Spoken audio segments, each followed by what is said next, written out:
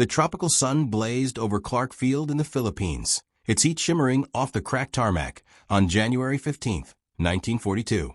The airbase, once a proud hub of American airpower in the Pacific, was now a graveyard of ambition. Wrecked P-40 Warhawks lay scattered like broken toys, their fuselages riddled with bullet holes from the Japanese invasion that had swept through the islands just weeks earlier. Amid the chaos, a single aircraft stood out, half submerged in a swampy field just beyond the runway. A Boeing B-17D Flying Fortress, serial number 40 to 3095, nicknamed Swamp Ghost by its American crew. Its olive drab paint was scratched and muddied, but the bomber's massive wings and 4 Wright Cyclone engines gleamed defiantly under the equatorial sun. This was no ordinary prize. It was a symbol of American defiance, a flying fortress that had haunted Japanese planners since Pearl Harbor. And now it belonged to the Imperial Japanese Army. Captain Hiroshi Tanaka, a logistics officer with the 5th Air Army, stood at the edge of the swamp, his boots sinking into the mire. At 35, Tanaka was a meticulous man, trained in aircraft maintenance at Tokyo's Army Air Arsenal before the war. His sharp eyes scanned the B-17, noting its sheer size, 70 feet of wingspan, a fuselage longer than any Japanese bomber. To the soldiers around him, the aircraft was a curiosity, a flying barn, as one private joked, mocking its bulk compared to the sleek Mitsubishi G-4M Betty bombers they knew. But Tanaka saw something else, opportunity. The B-17 was America's most advanced heavy bomber, feared for its high-altitude raids and bristling defensive guns. Capturing one intact was a coup, a chance to peer into the enemy's mind. He turned to his aide, Sergeant Cato, and barked, "Get the engineers. We're pulling this beast out." The story of Swamp Ghost's capture was one of chance and desperation. On December 8, 1941, hours after Pearl Harbor, Japanese forces had bombed Clark Field, destroying much of the U.S. Army Air Force's Pacific Fleet. This B-17, part of the 19th Bomb Group, had survived the initial raids but was damaged during a mission against Japanese shipping on January 11, 1942. Its pilot, Captain Fred Eaton, had crash-landed in the swamp after losing an engine to 0 fighters. The crew, battered but alive, abandoned the aircraft and trekked through the jungle, evading Japanese patrols. They assumed the swamp would swallow their fortress, hiding it from the enemy. They were wrong. Japanese scouts spotted the glinting aluminum on January 13th, and by the next day, Tanaka's team was on site, guarding it from Filipino guerrillas and curious locals. Extracting the B-17 was a logistical nightmare. The swamp's mud clung to everything: boots, ropes, tools. Tanaka's men worked for 3 days, draining water with hand pumps and rigging bamboo cranes to lift the 55,000-pound airframe. The wings were carefully detached, the engines covered to protect them from humidity. Tanaka marveled at the construction as they worked. The B-17's skin was thick aluminum, riveted with precision that rivaled Japan's best factories. The landing gear, though bent, was robust, designed to take abuse. Even the bullet holes, dozens from 0 cannons, hadn't compromised the airframe's integrity. "This isn't a plane," Tanaka muttered to Cato. "It's a tank with wings." Word of the capture reached Tokyo by January 16th. The Army Air Technical Research Institute, Japan's equivalent of Germany's Rechlin or America's Wright Field, issued urgent orders. Transport the B-17 to Rabaul, Japan's Fortress Air Base in New Britain, for evaluation. The High Command wanted answers. How could a single bomber fly 1,000 miles, drop 4 tons of bombs, and return through a hail of fighters? Why were Zeros, the pride of Japan's Air Force, struggling to shoot them down? The answers lay in the Swamp Ghost, and the man tasked with finding them was Major Tetsuo Nakamura, a test pilot and aeronautical engineer whose reputation for brutal honesty matched his skill in the cockpit. Nakamura was 38, a veteran of Japan's air campaigns in China and a graduate of the Luftwaffe's test pilot school in 1938. Born in Osaka to a modest family, he'd clawed his way into aviation through sheer intellect, mastering gliders before flying Ki, 27 fighters in Manchuria. By 1942, He'd logged over 2,000 hours in 50 aircraft types, from rickety biplanes to the cutting-edge Mitsubishi A6M0. His reports were infamous for their candor, often clashing with superiors who preferred optimism over truth. "If it's flawed, I say so," he once told a colleague. Lies crash planes. Nakamura had studied American aircraft through intelligence reports, dismissing them as crude, overbuilt machines from a nation of carmakers. The B-17, he assumed, would confirm this. It was too big, too heavy, too American, a product of excess, not finesse. But as he boarded a transport to Rabaul, he felt a flicker of curiosity. The Americans weren't fools. If they'd built this monster, they had reasons. The script shifts to the broader context of early 1942. Japan's air strategy was built on speed and precision. The Zero, with its 600-mile range and unmatched agility, epitomized this philosophy. Lightweight, deadly, flown by elite pilots trained for years. Japanese bombers, like the G-4M, prioritized range and payload over armor, assuming quick victories would negate the need for durability. America's approach, Nakamura would soon learn, was different. The B-17 was designed for a war of attrition, a conflict Japan hadn't anticipated. Its 4 engines could carry it from Hawaii to Tokyo, its 10 machine guns could fend off fighters, and its airframe could absorb punishment that would shred a G-4M.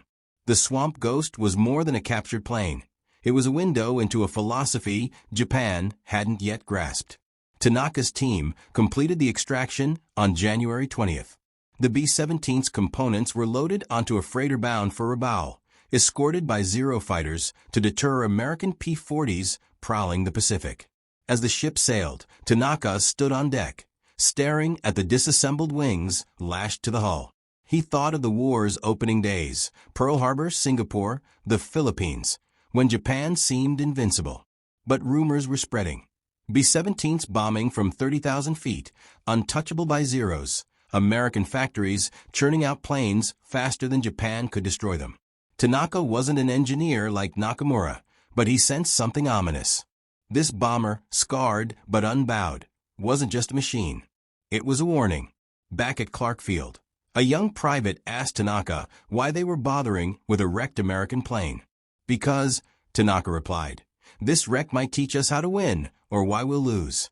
His words hung in the humid air, a prophecy neither he nor Nakamura could fully grasp yet. The Swamp Ghost was about to reveal truths that would challenge Japan's air force, its strategy, and its very understanding of the war. The freighter Kaga Maru sliced through the Pacific's turquoise waves, its deck laden with the disassembled Swamp Ghost. It was February 3, 1942, and Rabaul's volcanic harbor loomed ahead, a fortress of Japanese air power in New Britain. The airbase buzzed with activity. Mitsubishi A6M0s streaked overhead, G-4M Betty bombers taxied on coral runways, and ground crews swarmed like ants under the tropical sun. Major Tetsuo Nakamura stood on the dock, his uniform damp with sweat, as the B-17's components were unloaded.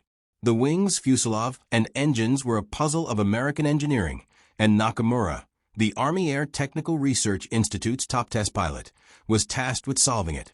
At 38, with a lean frame and piercing eyes, he carried the weight of 2,000 flight hours and a reputation for unyielding honesty.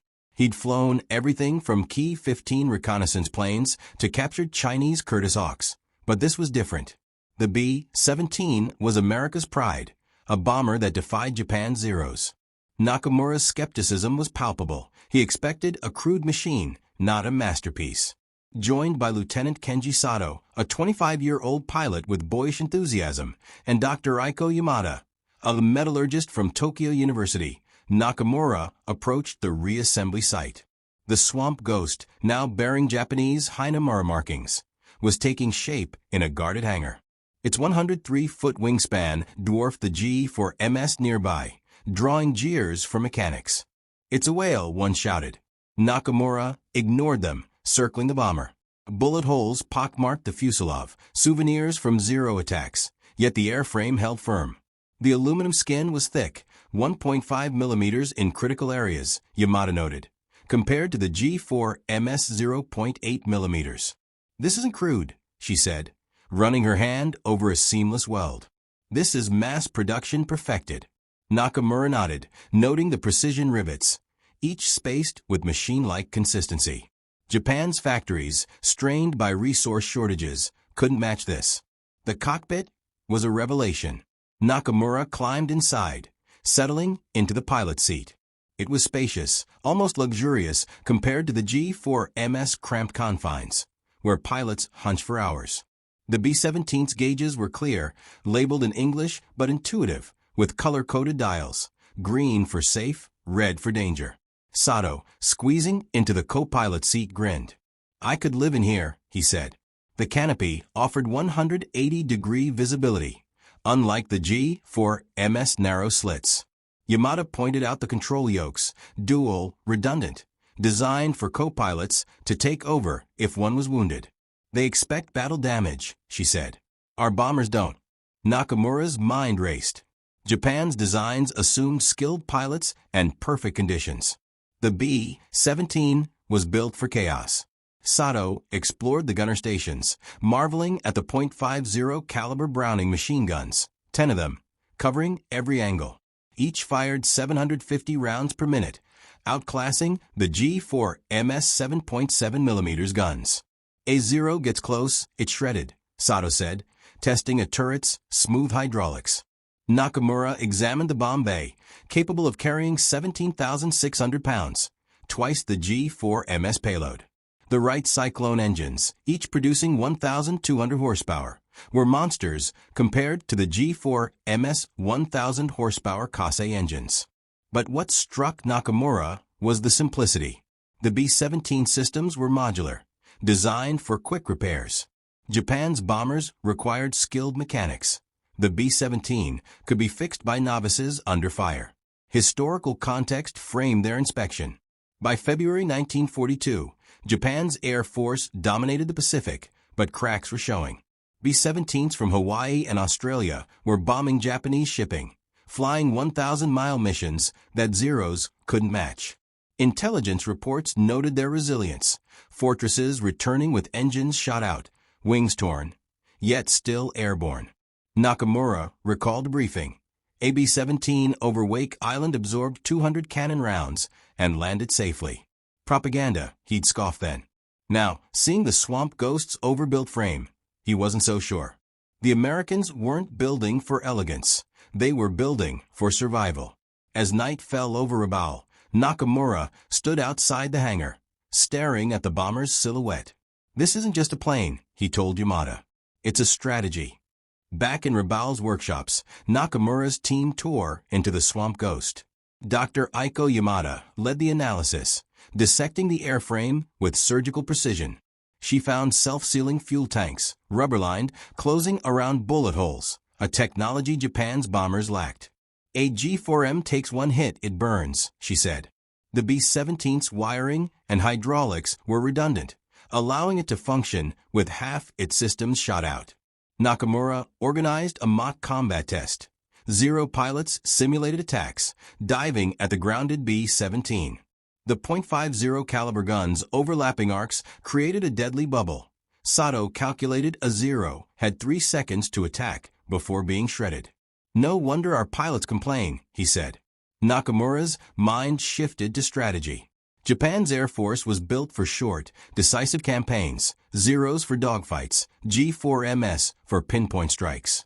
The B-17 was designed for sustained bombing, flying 1,000 miles from Australia to Rabaul, dropping 4 tons, and returning through fighter swarms. Historical data grounded the script. In February 1942, B-17s from the 19th Bomb Group sank Japanese transports in the Java Sea, absorbing damage that would destroy a G-4M. Nakamura realized the math. A squadron of 12 B-17s could deliver 48 tons of bombs daily, while Japan's 12 G-4MS, if they survived, managed half that.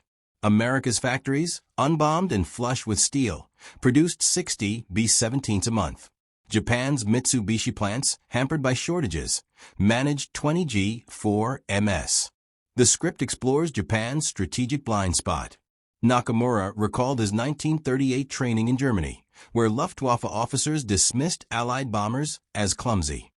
Japan shared this arrogance, assuming elite pilots and lightweight designs would win. But the B-17's durability meant fewer losses, more missions, and faster crew training. A scene shows Nakamura briefing officers, warning, "This bomber is America's spear, long, strong, and relentless." The officers scoffed, citing zero superiority. Nakamura's frustration grew. The Swamp Ghost wasn't just a plane. It was proof Japan was fighting the wrong war. In a dimly lit Rabaul office, Nakamura drafted his report for Tokyo, his fountain pen scratching late into the night. The Swamp Ghost's evaluation was complete. 10 test flights, 50 hours of analysis, and Yamada's metallurgical breakdown. He wrote methodically, "The B-17D is not superior in speed or agility, but in survivability. Its 4,800-mile range enables deep strikes. Its 10.50 caliber guns deter interceptors. Its self-sealing tanks and redundant systems ensure returns. America assumes average pilots and field repairs. Japan assumes experts and factory precision." He listed stats: 35,000 foot ceiling, 17,600-pound bomb load, 70% operational readiness versus G4MS 50%. Nakamura's strategic assessment was blunt. America's industrial capacity, unbombed factories, endless aluminum, produces B-17s at a rate we cannot match. Their design prioritizes sustained operations, not peak performance. Our G4MS are flammable, maintenance-heavy, and pilot-dependent. We must adopt self-sealing tanks, heavier guns, and simplified systems. He cited U.S. production. Boeing Seattle plant delivered 60 B-17s monthly by late 1942, while Japan's entire Air Force struggled with 200 planes total. Nakamura's report echoed warnings he'd heard in Germany about Allied reliability, ignored by the Luftwaffe. He feared Japan would repeat the mistake. A flashback shows Nakamura's clash with a superior in China, 1939, when he criticized the Ki-21's weak armor. "Victory lies in courage," the officer snapped. Now, Nakamura saw courage alone wasn't enough. The B-17's philosophy, build for the average, not the elite, meant more planes flying more missions. He submitted the report on April 5th, knowing it might be buried. The high command, drunk on early victories, valued offensive power over resilience. Nakamura lit a cigarette, staring at the Swamp Ghost in the hangar. "You're trying to tell us something," he muttered. "But we're not listening." The Swamp Ghost, repainted with Japanese codes, A1-309, joined a demonstration unit modeled on Germany's Zircus Rosarius. In May 1942, it toured air bases in New Guinea and Truk, showcasing America's bomber to Japanese pilots. The script follows a stop at La, where Lieutenant Kenji Sato flew mock missions, simulating B-17 formations against Zero attacks. The bomber's durability stunned trainees. Sato landed with simulated damage, marked by chalk, that would crash a G4M. Nakamura briefed pilots. A B-17 formation at 30,000 feet is a fortress. Our Zeros must climb higher, carry heavier guns. A colonel interrupted. Our pilots are samurai. We don't need American tricks. Nakamura bit his tongue. Historical context anchors the narrative. By June 1942, B-17s were hammering Japanese bases in the Solomons, sinking ships in the Battle of the Coral Sea. Zeros, with 20mm cannons, struggled against the B-17's armor. The script details a lap pilot's account. A B-17 over Rabaul absorbed 150 hits and flew 800 miles home. Japan's G4MS, nicknamed Flying Lighters for their flammability, couldn't survive such punishment. Nakamura proposed Ki-61 fighters with 37mm cannons, but production lagged. Japan built 1,300 Ki-61s total, versus 12,700 B-17s. The tour revealed Japan's denial. Commanders clung to Zero superiority, ignoring the B-17's lesson of endurance. To be why February 1943, the Pacific's tide was turning. The script follows Nakamura, now flying Ki-49 bombers in New Guinea, witnessing B-17 raids firsthand. At Guadalcanal, B-17s bombed from 30,000 feet, beyond Zero range, dropping 500-pound bombs with precision. A single fortress returned with a wing shredded, yet landed safely. Nakamura's Ki-49, hit by a P-38, burned in seconds. Historical stats drive the point. U.S. Air Forces maintained 70% B-17 readiness, flying 10 missions monthly per plane. Japan's G-4MS, plagued by fuel shortages and shoddy parts, managed 5. Boeing produced 12,700 B-17s by 1945. Japan built 2,400 G-4MS. Nakamura learned his report was shelved, labeled defeatist. Similar reports on captured P-40s and B-24s met the same fate. The script explores Japan's hubris. Belief in pilot skill and samurai spirit blinded leaders to industrial realities. A scene at Rabaul's bombed-out hangar shows Nakamura reflecting on the B-17's lesson. Wars are won by machines that endure. Japan's aluminum shortages, overworked factories, and untrained pilots crippled its air force. By mid-1943, B-17s and B-24s dominated, sinking 90% of Japan's Pacific shipping. Nakamura, staring at the wreckage, whispered, "We built for heroes. They built for armies." August 1945, at Tsuji Air Base, Japan. Nakamura, gaunt from war, faced U.S. intelligence officers in a post-war debriefing. The swamp ghost was gone, abandoned in a Papua New Guinea swamp, but its lessons lingered. "You saw our strength in 1942, an American major said, reading Nakamura's report, recovered from Tokyo files. Why didn't Japan adapt? Nakamura sighed. We believed in pilot skill, not machines. Your B-17 was built for average men, rough fields, constant missions. We couldn't match that. The officer nodded. You fought bravely, but we fought longer.